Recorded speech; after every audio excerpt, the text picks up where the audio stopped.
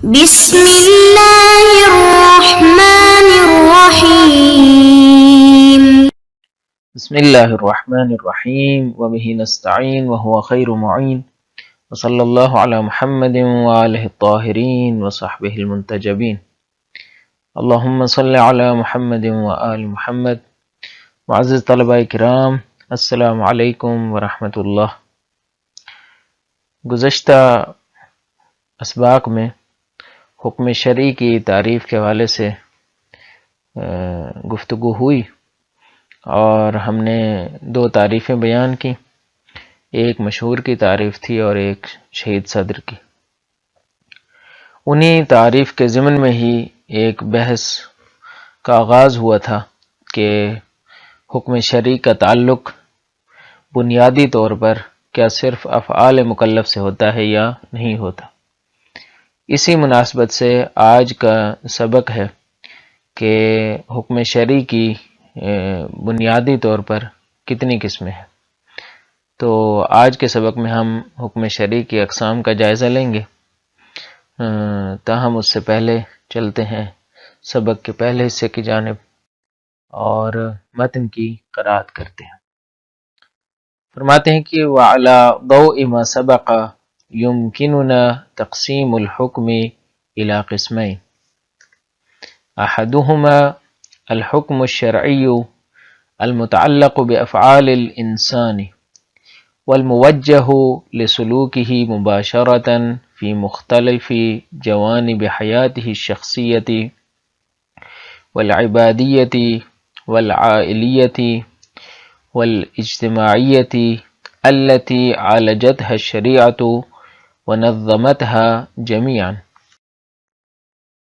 كحرمة شرب الخمر ووجوب الصلاة ووجوب الإنفاق على بعض الأقارب وإباحة إحياء الأرض ووجوب العدل على الحاكم، ويسمى هذا النوع من الأحكام بالأحكام التكليفية.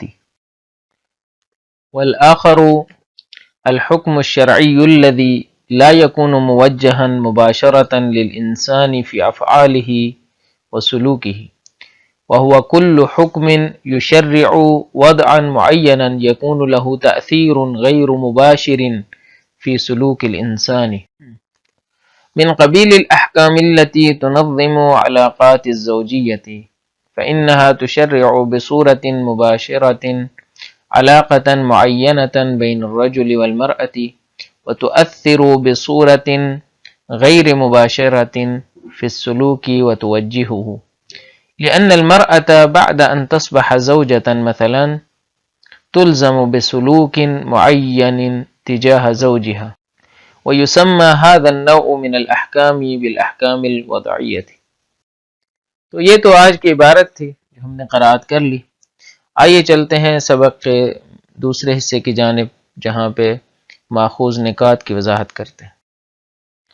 سب سے پہلی بات یہ ہے کہ حکم شرعی کی جو بنیادی تقسیم ہے وہ کیا ہے۔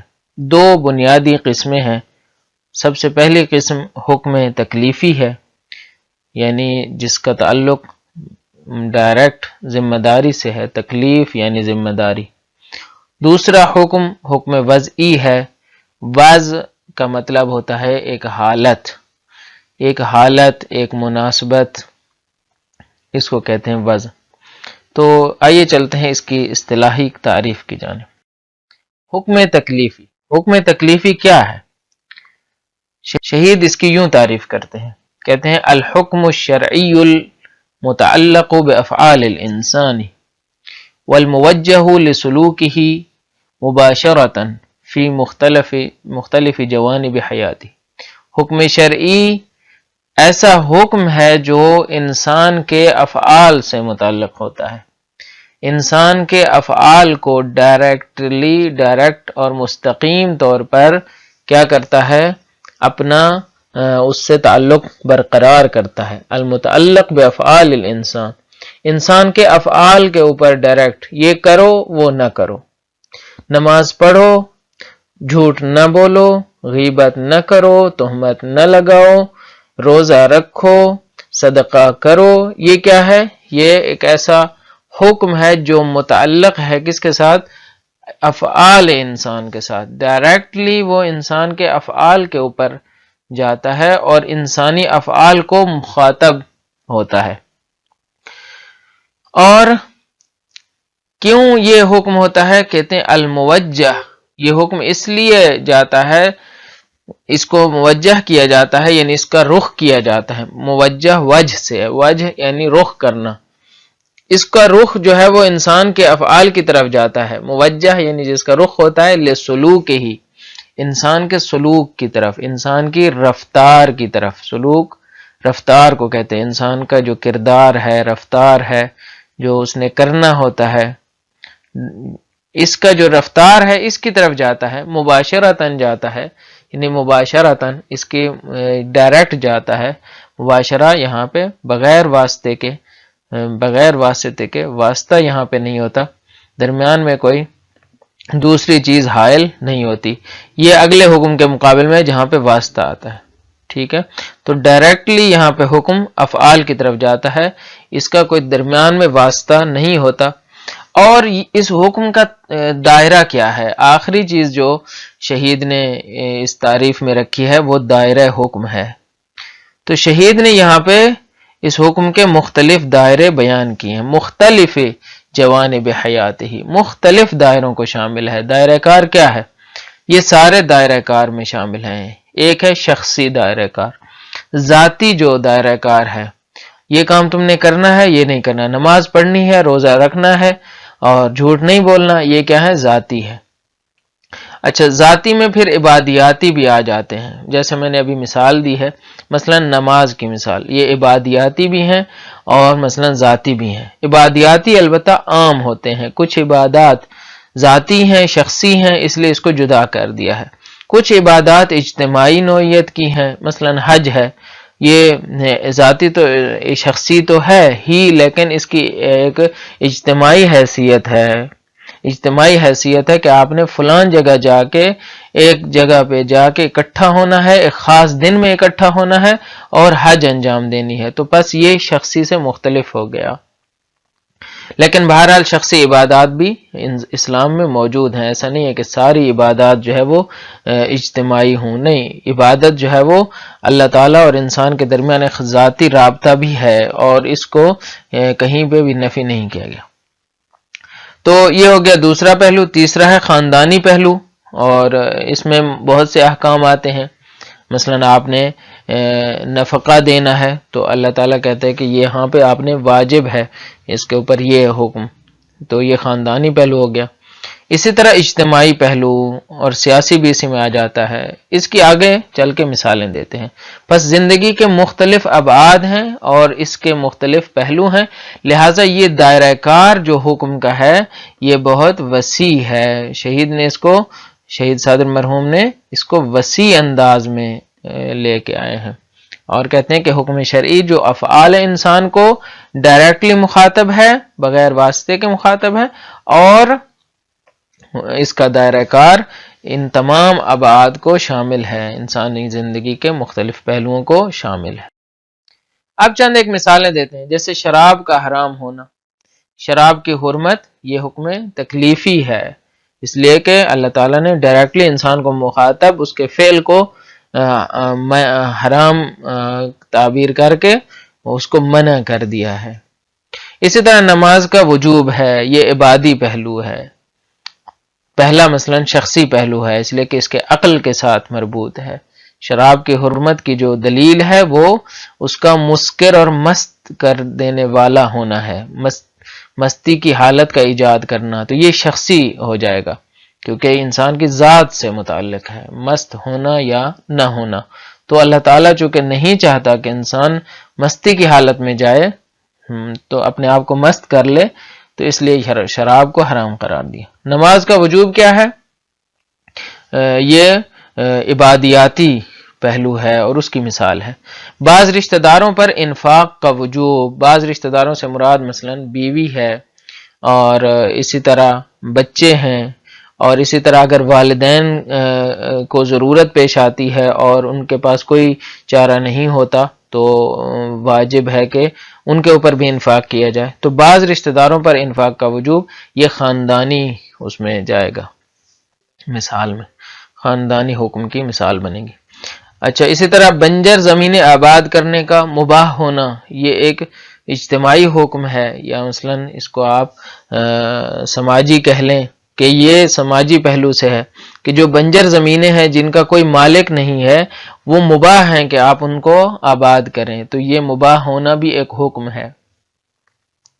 اسی طرح حکمران پر عدل و انصاف کا وجوب، واجب ہے کہ جو بھی حکمران بنے اور جس کے پاس حکومت آئے وہ عدل و انصاف سے کام لے.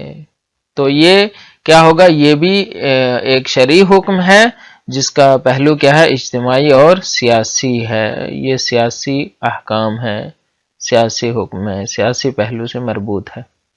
تو بس یہ مختلف مثالیں ہیں ہمارے پاس کہ جو بتاتی ہیں کہ حکم تکلیفی کا دائرہ کار کیا ہے.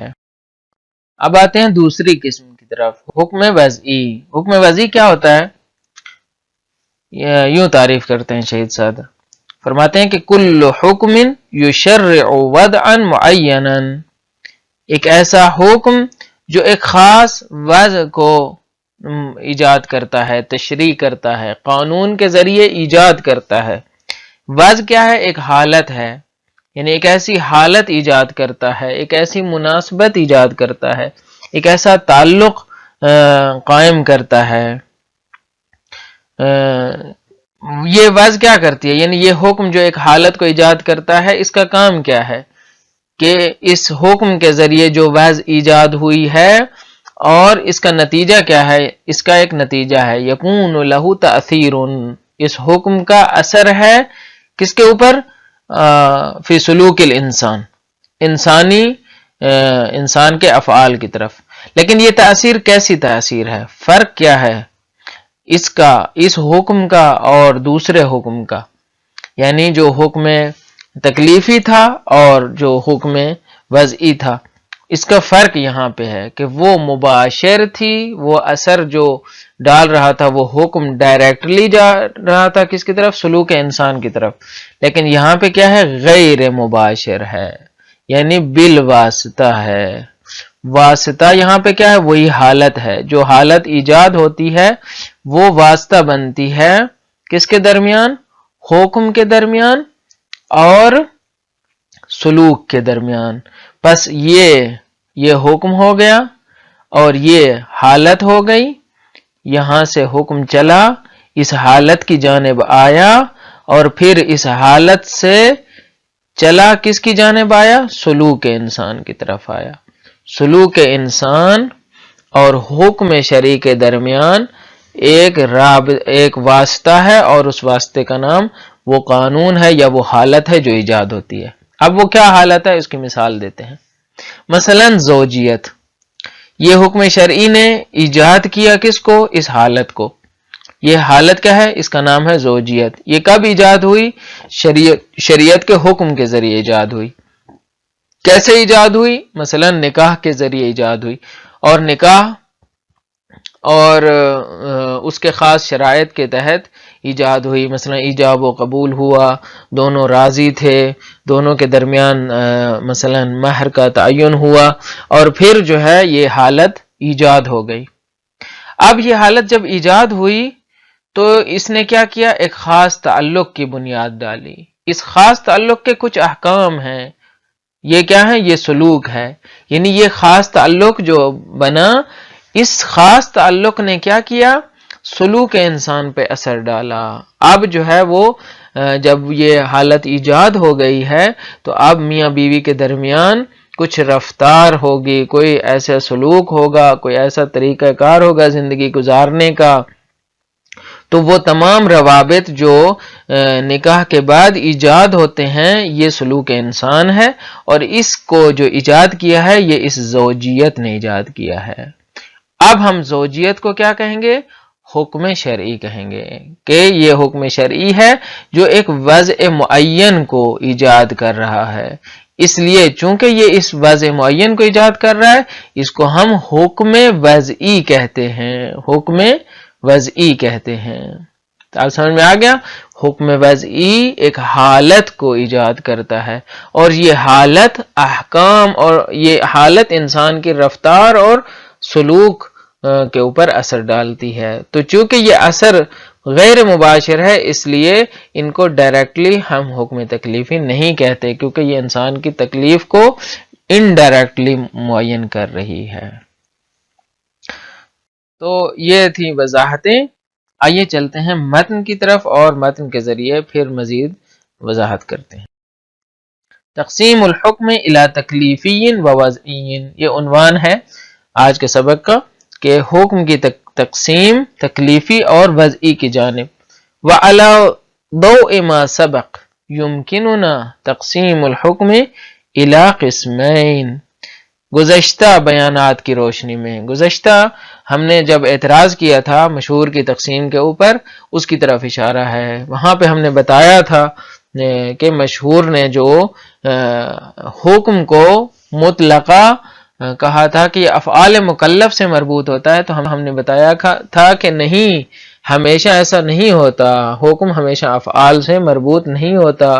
تو اس کی طرف اشارہ ہے کہ علی ضوء ما سبق، یعنی اس گزشتہ بیان کی روشنی میں یمکننا ہمارے لیے ممکن ٹھہرتا ہے کہ ہم حکم کو تقسیم کریں کس کی طرف؟ الی قسمین، دو قسموں کی طرف. حکم دو قسم کا ہوتا ہے. احدہما، پہلی جو قسم ہے وہ کیا ہے؟ الحکم الشرعی المتعلق بافعال الانسان، یہ ایک ایسا حکم ہے جو انسان کے افعال سے متعلق ہے. والموجہ لسلوکہ مباشرۃ، اس کو موجہ کیا جاتا ہے، اس کا رخ کیا جاتا ہے لسلوک الانسان، انسان کے سلوک کی جانب، انسان کی رفتار کی جانب مباشرتاً موجہ کیا جاتا ہے. مصدر ہے، یعنی اس کو بطور مباشر یعنی بطور مستقیم مباشرتاً موجہ کیا جاتا ہے، مستقیماً موجہ کیا جاتا ہے. فی مختلف جوانب حیاتہ، انسان کی، اور یہ اس کا دائرہ کار بتا رہے ہیں کہ یہ انسان کا جو رفتار کی جانب متوجہ ہوتا ہے یہ حکم کہاں کہاں اس کا دائرہ ہے؟ انسان کی جوانب حیات کی مختلف پہلوؤں کی جانب، انسان کی حیات کے مختلف جوانب اور مختلف پہلوؤں کی جانب متوجہ ہوتا ہے. وہ کون سے پہلو ہیں؟ الشخصیہ، سب سے پہلے ذاتی زندگی ہے، کچھ احکام ایسے ہیں جو ذاتی زندگی کی طرف جاتے ہیں. والعبادیہ، کچھ احکام ایسے ہیں جو عبادی زندگی کی طرف جاتے ہیں، عبادی پہلو رکھتے ہیں. العائلیہ، یعنی خاندانی پہلو رکھتے ہیں. والاجتماعیہ، اور سماجی پہلو رکھتے ہیں. التی، یہ سارے کے سارے جو پہلو ہیں، التی صفت ہے اس جوانب کی، یہ جو جوانب حیات ہیں، عالجت الشریعہ، کہ جنہیں شریعت معالجہ کرتی ہے، جن کو شریعت درست کرتی ہے، ان کا علاج کرتی ہے. کیسے انسان مریض کے پاس جاتا ہے اس کا علاج ہوتا ہے، تو یہاں پہ علاج سے مراد یہی ہے کہ ان زندگی کی جو اصلاح ہے اور علاج کرنا ہے اسے شریعت نے علاج کرنا ہے. وَنَظَّمَتْهَا، کیسے علاج کرتی ہے؟ تنظیم دیتی ہے، اس کو نظم دیتی ہے. نظمتها، ان جوانب حیات کو منظم کرتی ہے. جمیعاً، ایک ساتھ منظم کرتی ہے، ان میں تفکیک نہیں ہو سکتی. مثالیں دیتے ہیں کہ حرمت شرب الخمر، جیسے شراب پینے کی حرمت ہے. ووجوب الصلاۃ، جیسے نماز کا وجوب ہے. ووجوب الانفاق علی بعض الاقارب، اور بعض رشتہ داروں پر انفاق اور خرچ کرنے کا وجوب ہے، جیسے میں نے بتایا بیوی، بچے، اور جہاں والدین کو ضرورت ہو والدین وغیرہ. واباحت احیاء الارض، اور زمین جو بنجر پڑی ہے اس کا مباح، اس کو آباد کرنے کا مباح ہونا، جو زمینیں بغیر مالک کے ہیں اور بنجر پڑی ہیں. اسی طرح وجوب العدل علی الحاکم، جو حاکم ہے اس کے اوپر عدل و انصاف کا واجب ہونا. یہ سارے کے سارے احکام تکلیفی ہیں.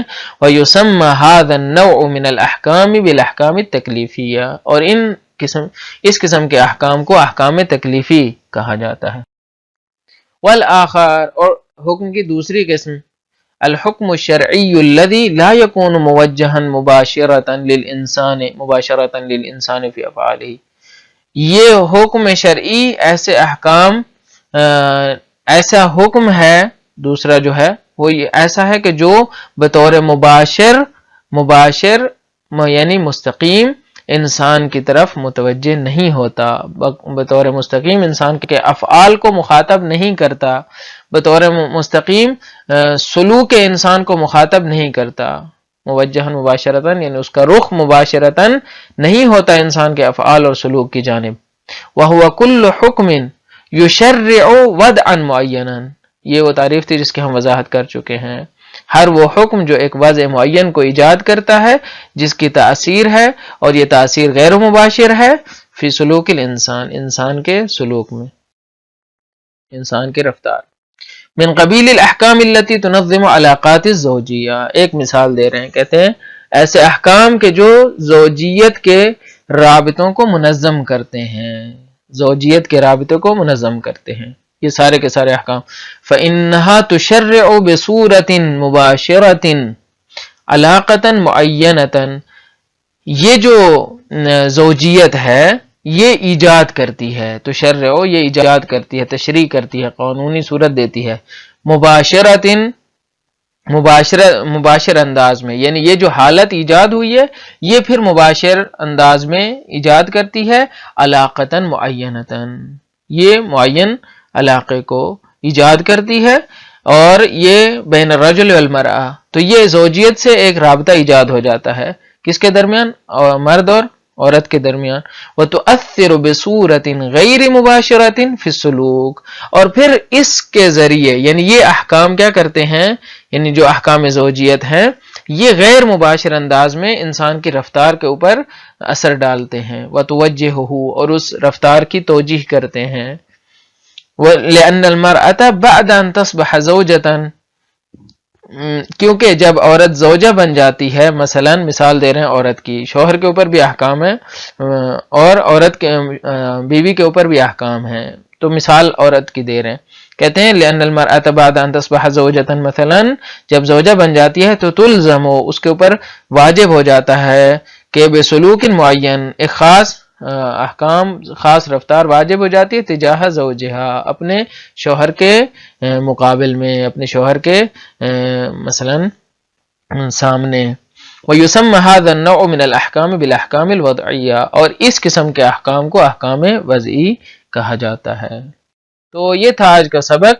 آج کے سبق میں ہم نے حکم شرعی کی دو بنیادی قسمیں بیان کی، سب سے پہلی قسم حکم تکلیفی تھی، اس کی تعریف بیان کی اور اس کی مثالیں بیان کی، اور اس کے بعد حکم وضعی تھی جس کی تعریف بیان کی اور مثال کی روشنی میں اس کی وضاحت کی۔ امید ہے یہ سبق بھی آپ کے لیے مفید واقع ہوا ہوگا۔